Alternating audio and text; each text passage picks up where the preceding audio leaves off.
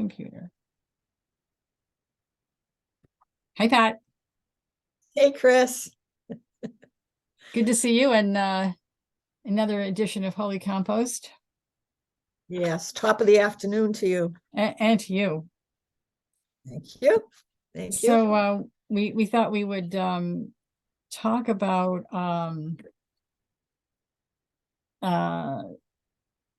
the process of, either you might call it reparenting, or you might call it offering a nurturing and a safe haven for a friend who was down, and that we eventually maybe could do this for ourselves when we're having a bad day. Maybe eventually we could become automatic enough with this kind of response so that we could coach ourselves to encourage ourselves and love ourselves through the hard times. This is a very counterculture idea, and I don't know about you, but I've rarely seen this in my life, if ever.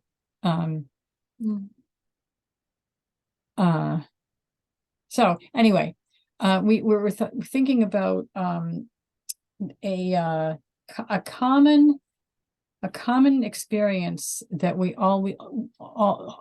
humans have, probably all of us humans have, of and just feeling out of control, feeling down, feeling negative about ourselves.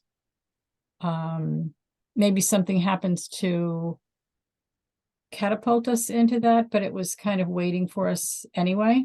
Like maybe, a friend does something that's not very welcoming, or you have a relationship breakup, or you lose your job, or you have a boss that is very difficult, or a family member, something like that. Anyway, so in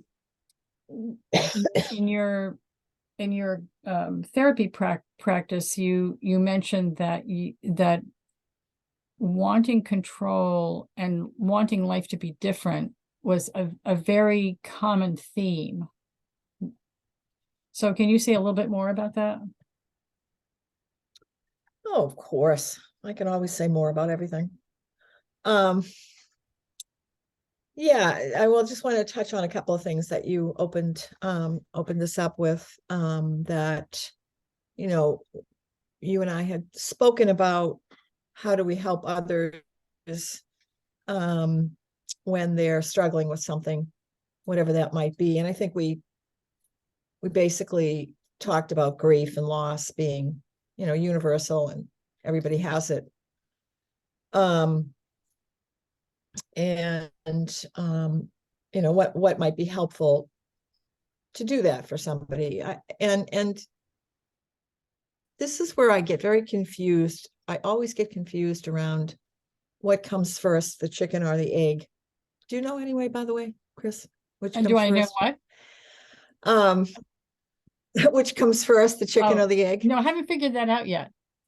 Me neither. We can call this the chicken or the egg episode. My sense of helping others struggle, who are in struggle with something, whether it be grief or loss or lack of control, or life is just not very good for them at a particular time. I can ask some questions of people that might help them, like we were talking about before we started. So what is it what are you feeling? Why do you think you're feeling that way? What do you think might help you feel differently? Kind of those questions. And they could be helpful. and yet to me, I think one of the things we trying to do here on Holy Compost is go deeper than that. So how much can I help someone with grief and loss if I haven't done a very good, if I have not been able to, these words always get me. If I have avoided my own grief and loss at some level and have never really healed completely, which I would say is true of me, which I would say is true of many of us, because the culture doesn't support that, doesn't support taking months and months and months and coming back to work after, you've got yourself back together again. You're back to work. I don't know. I think most places, if you lose someone close to you, maybe it's 3 days, maybe it's 5 days, maybe it's a week, and then you're back to work. And, that's the way it is. And that particular situation scenario is throughout the culture. I had a friend say to me a couple months after my husband died, "Don't you think you should be moving on now, Pat?" Where am I going to move on to? I got so angry. Good for I you. said, "Do you know what you're saying?" What? Yeah. Yeah. She couldn't understand it either. She just thought I was losing it or something, which I was. I was losing it. And Anyway, rightfully so. That's just such a yeah, she's it's a- uncomfortable. People it's are a uncomfortable because they have their own grief they haven't dealt with. So right. they can't deal with yours. And this is what we've got. We've got this ongoing thing. How can I deal with your grief when I've never dealt with my own? Anyhow, so how do we do that? I mean, I don't know that we don't have any specific answer. But the point I was trying to make, and then I'll turn it over here to you, is my sense that I can be very available and sit with somebody and, not say much, because I think saying a lot is not helpful. Can I get you anything? Do you need anything? What can I do for you? Those kinds of questions, but if I have never gone deep enough into my own self and cared for myself in the way that I've needed to be cared for over loss and grief, I don't know that what I bring is going to be more than somewhat mechanical. So I think, see, this is a chicken or the egg thing. That's why I said the chicken and egg. If I have not done my own grief work, if I have not stayed on the path long enough to accept the loss and the real deep grief and the sense that I've changed forever, I'm never going to be the same. And I don't mean that in an angry way. I mean, I'm just never going to be the same. This person is gone, and it changes who I am. I'm changed by the loss. I don't know how well I can help others unless I do that myself. So that's where I'm at, as you know, Chris. You've ridden the wave. You've been on my surfboard for about, I don't know, seems like 15 years now. Trying to put the life preserver on me. Pat, put the life preserver on. I don't need a life preserver. Anyhow, that's all silly. That's kind of silly, but boy, it's such a big issue in our culture about grief, and how can we really have true joy? Why should we have true joy if we haven't experienced true grief? I mean, maybe we can have some So joy. what are some of the things that we need to experience when we're grieving? Yeah, that's a great question. We need to, I mean, the first thing that comes to me is the stabbing pain. We need to, what's the word? Do we need to own it? Do we need to claim it? Do we need to allow it, roll around in it all for a day or two, or a year or two? Yeah, maybe. I mean, my sense of where I'm at is that there's more there, and that I'm like so tired of feeling it that I don't want to feel it. I don't want to Yeah, I don't want to feel it. And do you feel like the resistance to feeling it, what do you think that's doing for you I don't think it's doing anything for me. or to you? Well, making me sad, well, making me depressed, because it's like it's like a log jam, and yeah, I remember saying to a therapist years and years ago, I don't want to start crying because I don't feel like I'll ever stop. She said, you'll stop. Don't worry. You'll My mother stop. used to say that. Yeah. If I Yeah. start crying, I'll never be able to stop. Yeah. And that's not true, of course. We will stop because the body, the physical body will perhaps in that crying and in that turmoil of loss and grief, there is God, to bring us into that. There is God. There is, the Job story. I know that's one of your favorites. Like he was going full enchilada on what he was feeling, and in the midst of that was God. Um, so maybe at some level, this grief is a spiritual experience.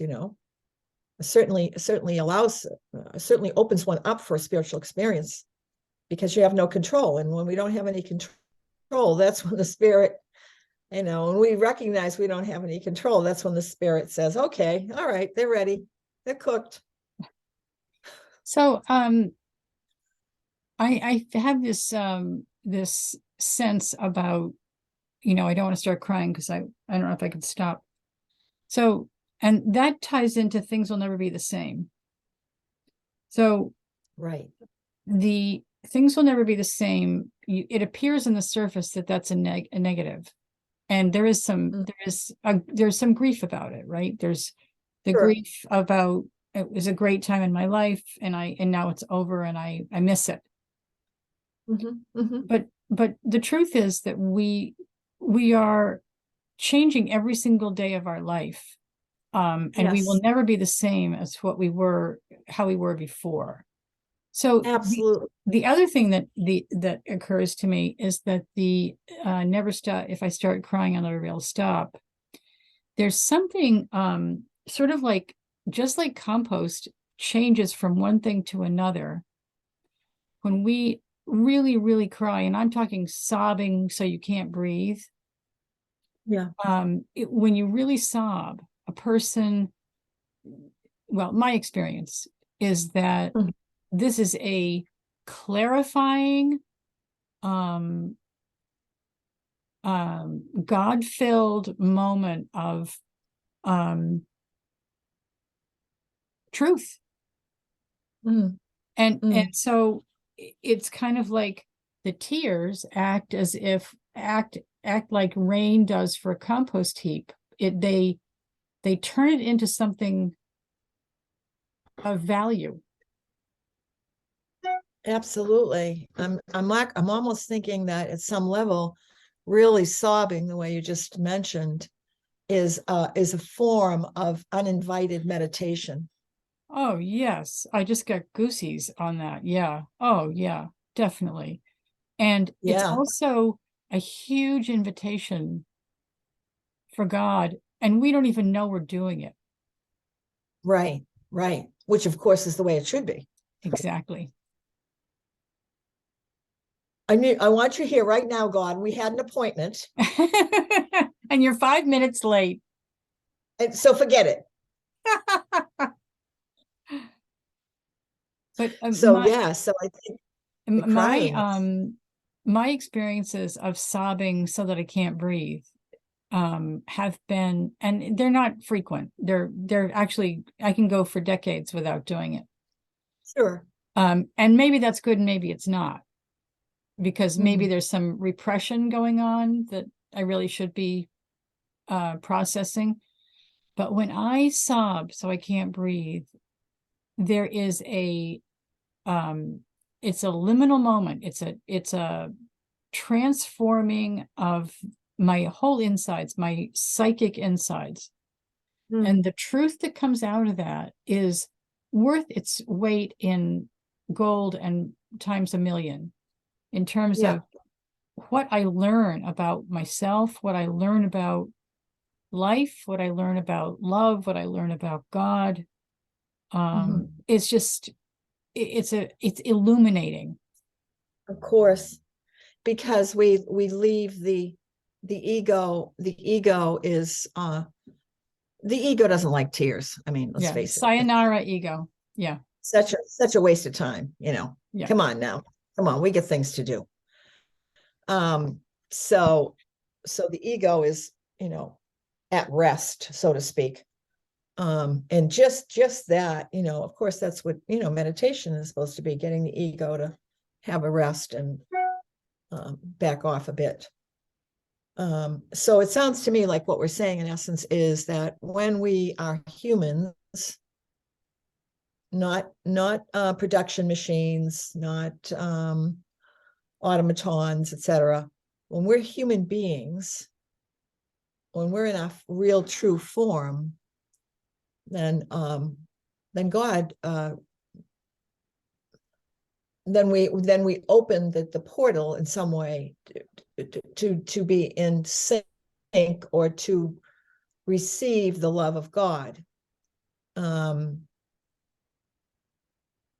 So when I think of it that way and say it that way, I think, maybe at some level my grief and my on and on with it is my, not my resistance, but it's my opportunity. And I mean, to turn my life and will over to the care of God, as we do in AA.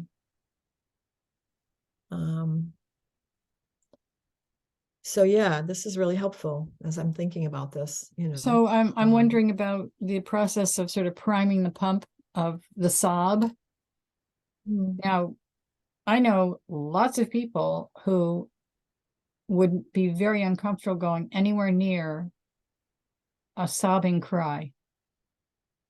Just wouldn't even. Why do you, yeah, let's talk about that quickly for a second. What do you think that's about? Well, I think it's about control. And I think about this wonderful friend of my father's who I adored him. But he had a pretty and he had a really tough childhood. And a sweet and brilliant man. Yeah. But he had a padlock, I think, on his emotions to some degree. Yeah. And I'm not criticizing him. I think that was a very good coping mechanism, and it got him through a lot of really tough times in life. Sure. And it was the times too. The times were even tighter back then. Yes. Yeah. Yeah. You had to put one foot in front of the other, and if you could do that, you're in really good shape. Yeah. And this is funny, because not funny, but kind of ironic, because I just received in the mail today my father's brother's autobiography, which my cousin sent me. And, I just had read a few pages here and there, and I was crying. I mean, what these people went through. Yeah.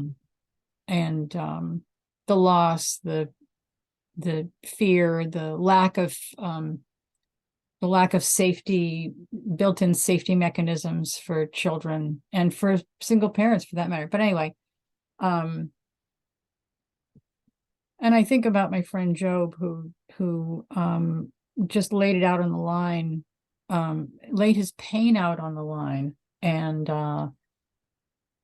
I just am so grateful to him for doing that. And this, this is like, this was written thousands of years ago. But the brilliance and the insight and the Earnestness. the what? Earnestness. Yeah. And the courage and I mean, yeah. So Yeah, so I think that the sobbing thing is it's like a metamorphosis. Yeah, yeah, And I,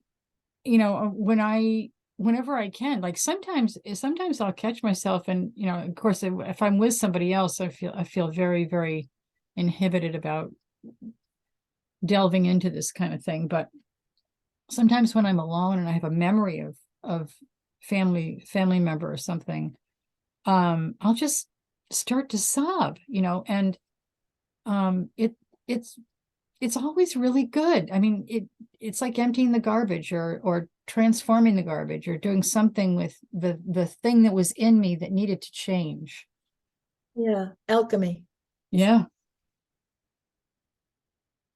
Yeah, no, I won't get it out now. Maybe next time. I have a set of cards that one of the cards is alchemy, and how important that is to have one substance and it shifts to another, and that we can do that. We can do that, you know. But we Um, can't do it if we are in a pattern of either denial or feeling like what we have is not acceptable, or so there's a permission, I think. I don't know. I mean, this stuff is so mysterious to me. I know very little about it except what happens to me when I do it. right, right.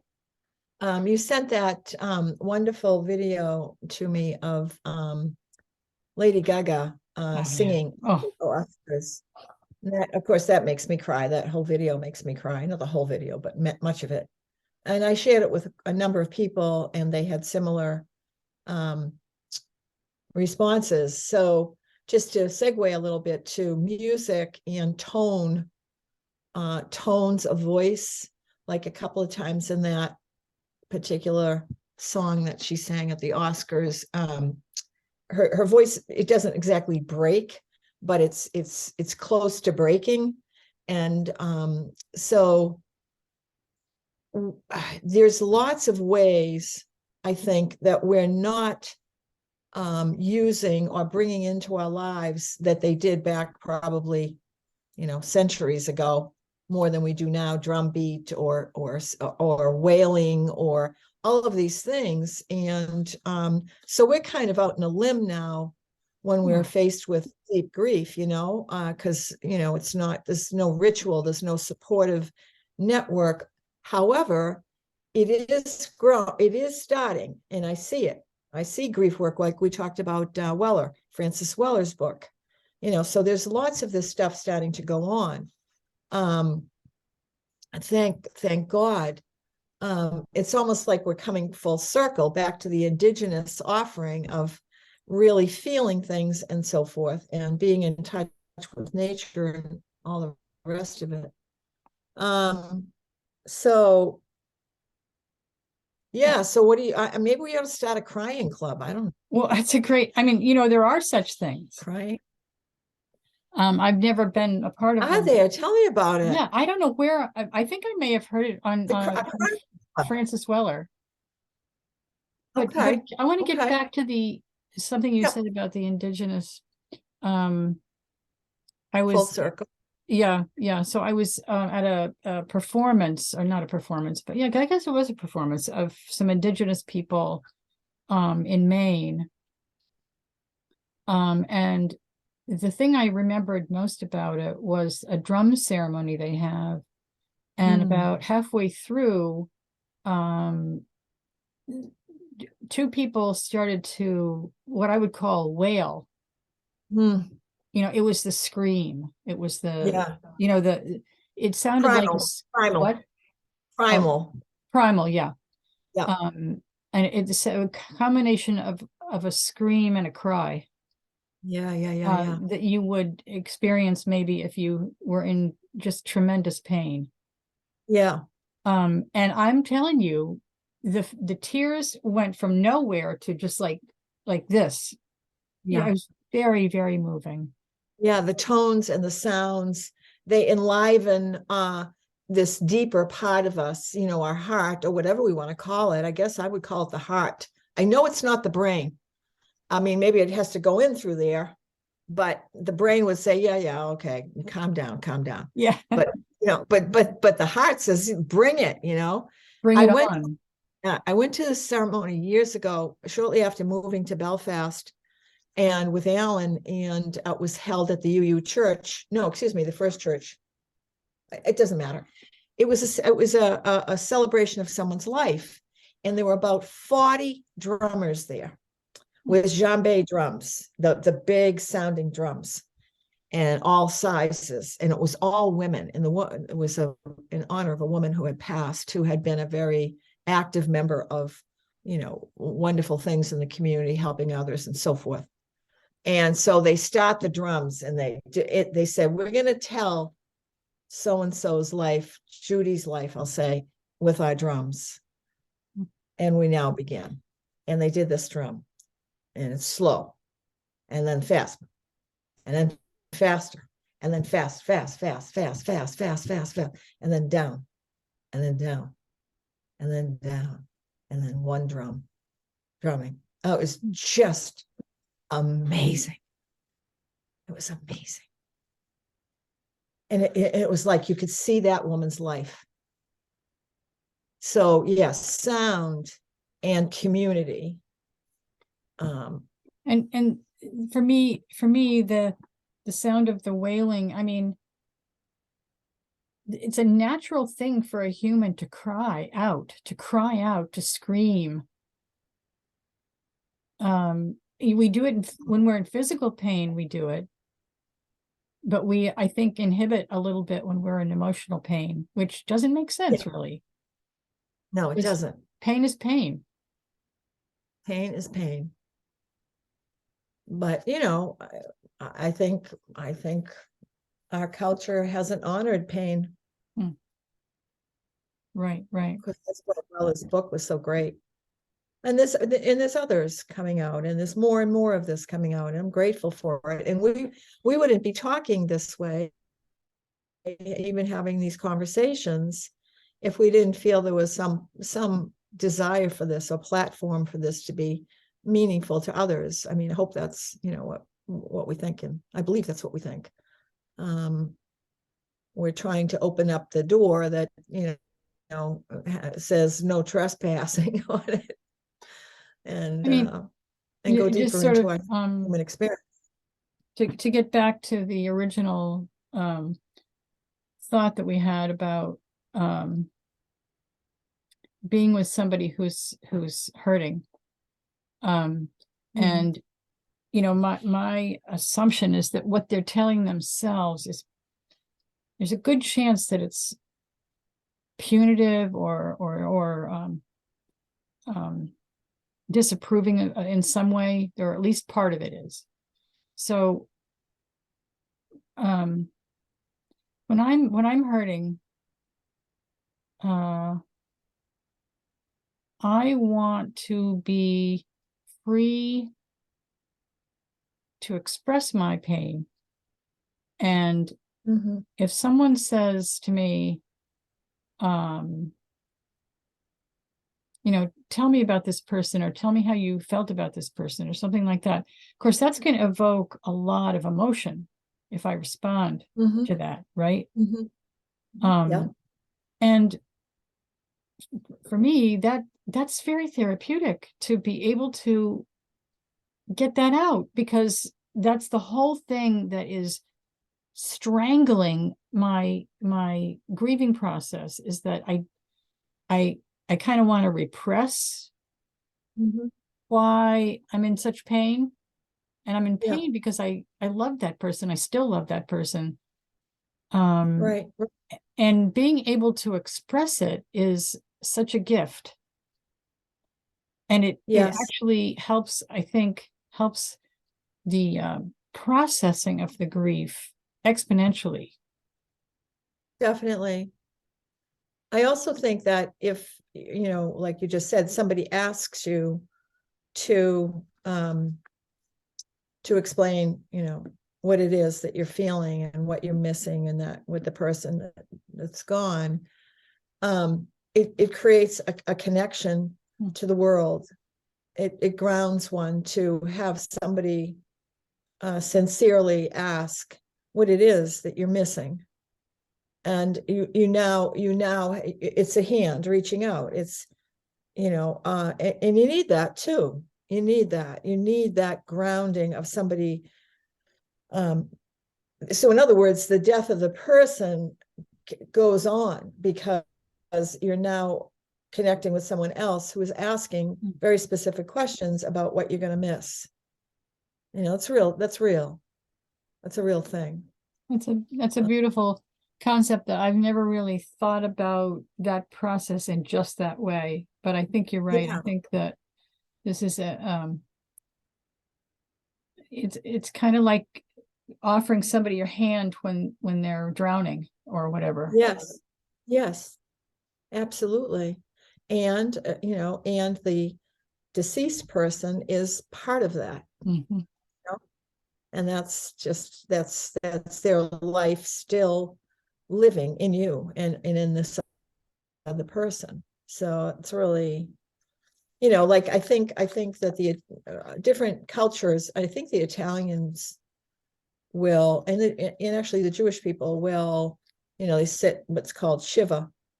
And in the Shiva, it's really interesting because, I had some experience with this because of Alan's Orthodox background. They cover all the mirrors in the house. All the mirrors are covered so that you don't think about yourself, you see, and because you're there to help the mourning person, in whatever way you bring. And as I understand it, there is conversations around the deceased, situations that happen with the deceased to all the different people in the room. Well, I remember the time that Alan, did this, and it was hysterical. We really, so it's not all heaviness, it's, and this, as the mourning the person who's in grief, gets to see how important their loved one was in the lives of others. I mean, what a beautiful gift, so that would be, to promote that kind of offering, of, can we honor your loved one?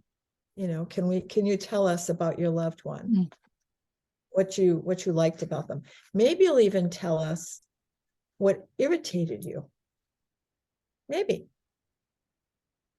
This makes me think of I just watched a movie with Jane Fonda, and they were sitting Shiva in the movie. I can't remember the name of it, but it was a really funny movie and very poignant.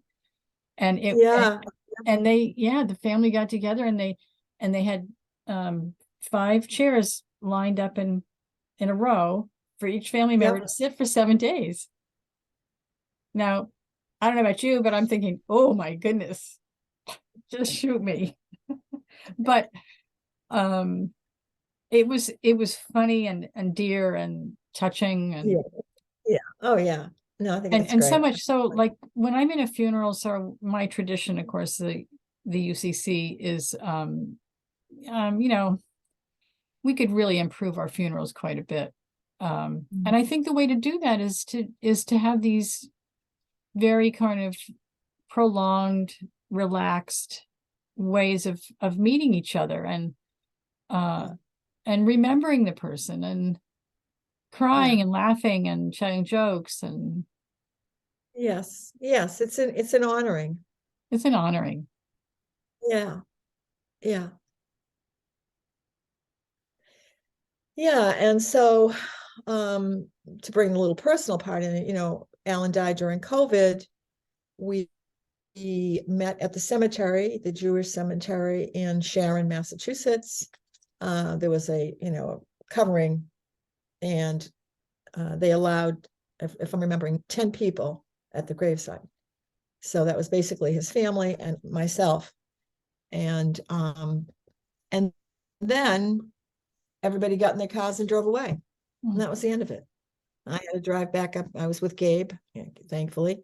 He drove me back to Maine. And then I went back to that, and so I don't think it's any surprise that, I still have reverberations of sort of unfinished business around Darren's death. And then shortcutting it by, other things that came into my life that took me away from the process. So back here I am, it doesn't go anywhere. Our grief doesn't go anywhere, particularly grief that's not embraced or gone through or whatever. And that was with help, but by yourself, it's different. Being with people is different than processing on your own. There's time for both. I mean, there's time to be alone with grief. Absolutely. But the Shiva experience of, that kind of thing is important too. I mean, when a baby is born, we have celebrations.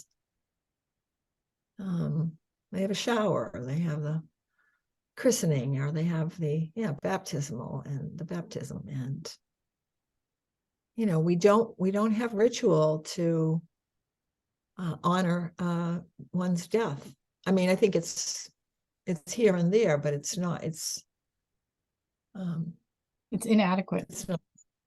It's inadequate. Yeah, and it's wonderful too. I mean, we were talking about the Native American celebrations or powwows. Yeah, customs. Yeah. Yes. And yes.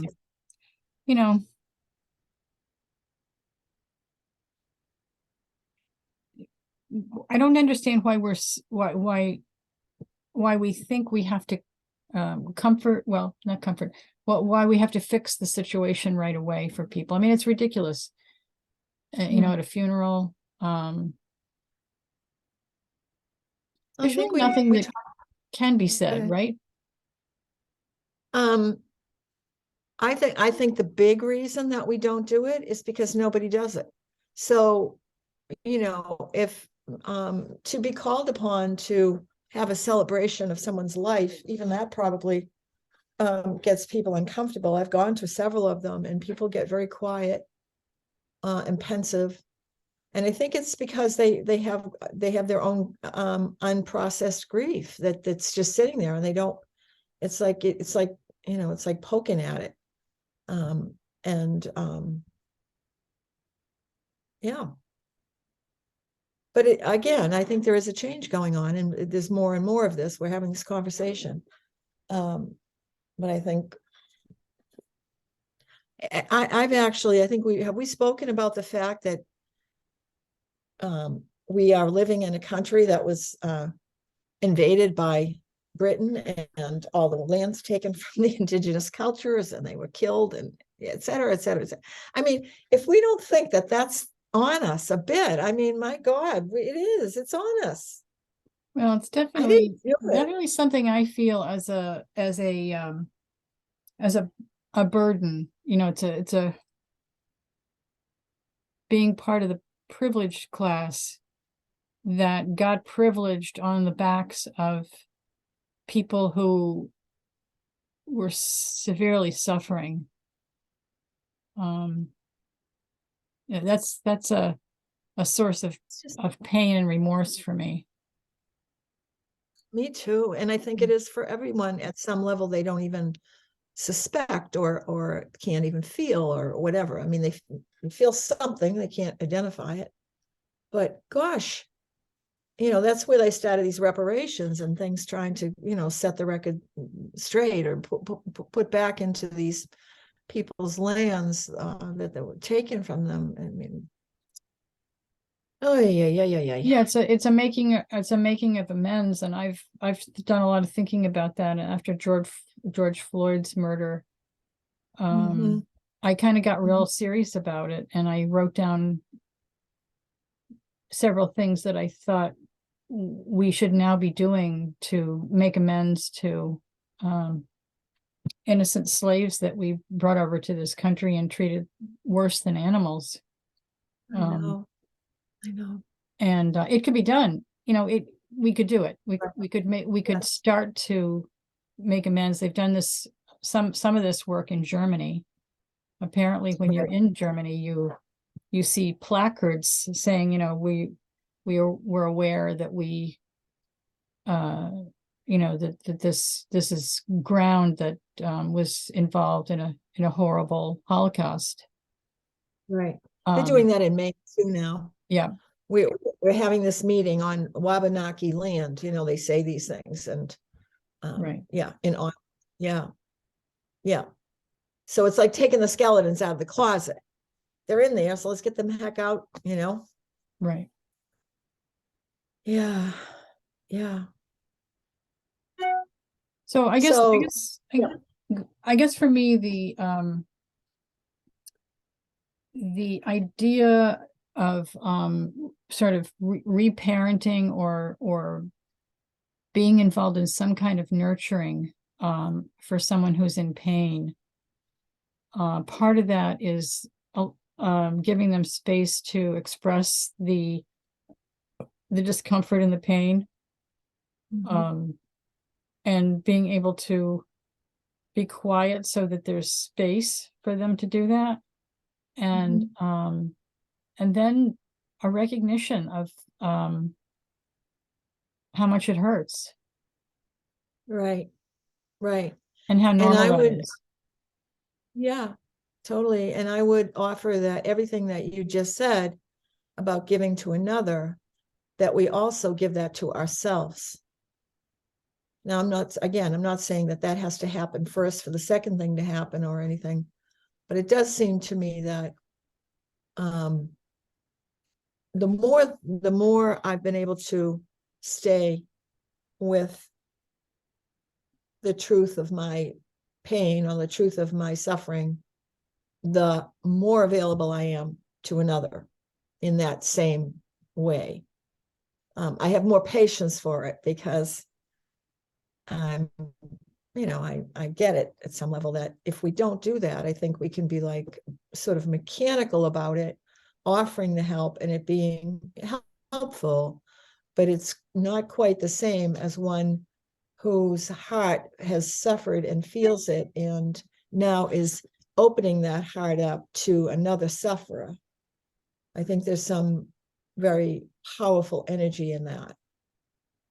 Powerful energy is right. Yeah. So there's a sense of this isn't, I'm not expressing this very well, but an open field. So I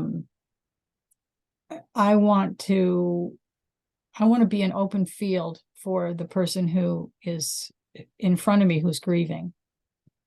And my instincts tell me that if I ask God to be present silently, and then think about my love for this person, for my empathy, for my identification or whatever, and be in silence with all that. It might not always work. The person might not connect, and that's okay. But it might be the fertile ground that somebody needs to express themselves, which is a baby step towards healing. Yes. And know that their pain is acceptable to me. Not just acceptable, but it's encouraged. Yes. Yeah. So what else could we do sort of silently with a person who's who's in pain or grieving or both? Well, I think that I think you pretty much covered it. I think one could ask, may I put my hand on your shoulder? Mm. May I put my hand on your shoulder? Or may I hold on your arm, or may I hold your hand? I think that's that may not be for everyone. And I really, you could say, I really want you to tell me if that's okay with you. If it's not, it's totally okay. But when we do that, when we put our hand just lightly on somebody's shoulder, my sense is there's some energetic kind of stabilization, almost like I'm here. There's somebody I'm here with with you. you. I don't need it. I'm here with you. Exactly. Well, I think we're going to be closing out soon. So what I'd like to do is what I did in the beginning of this. Well, before we got online, I told you I found this. It was inside this bag, and it's a bunch of beach glass and some broken pieces of pottery and so forth. And somebody put in this little jar, and they place them around this walking trail where I live in Belfast, Maine. And anyway, so there that was, and it said it had this little note on it. Please take in Mara's memory. So I said, all right, well, it's telling me to take it. I'm going to take it. So I brought it home and I shared it with you. And inside was, folded paper. And I'd like to, if it's okay, Chris, read this Please do. to all listeners, the thousands and thousands of listeners. Okay, so here's what this person, whose name is Pam, signed at the bottom. After learning of someone's recent loss, I started to think about all the different types of grief, having lost 2 children, my husband, my parents, grandparents, my sister friend, my brother, and many close friends and family I have experienced. I spend a lot of time collecting ocean treasures. I have found so much pottery, a plate, a bowl, a cup, something part of a whole, and then it wasn't. Grief smashes, grief shatters. When you rise from the waves, remember that love does not disappear. It is still there waiting. Take the pieces out, please. Look for your love. Love, Pam. So, boy, I'm on this walk today in this sort of a despairing place, and what appears? So was it on the ground? No, different. Sometimes it's on a rock that's kind of near the walking trail. This was on a large granite post. It's flat on the top that we start the walk, and it was right on top. What a beautiful thing. It's a very random, no agenda, Yes. life-giving. Yep. Absolutely. So I'll bring it back. I'll place it there somewhere. Yeah. Next person, of course. I think it's so, yeah. it's such a lovely thing to do. Because nobody gets out of this life totally without loss. And it's nice to have isn't that true? It's nice to have the help and the companionship. And we can be our own companion by allowing ourselves to express our real feelings and our experiences. Absolutely. And not critique them in any way, but just let them flow out of us when they need to flow out of us. And then maybe have a moment of thanks afterwards for the presence of something so profound. Mm-hmm. Yes. Yeah, for sure. Thanks, Chris. Well, as always, our time together has been very, very meaningful to me, and I'm extremely grateful for it. Me as well. Okay, my dear. Well, we'll sign off and look forward to seeing you next time. Sounds good. Take care, Chris. I- oh, wait.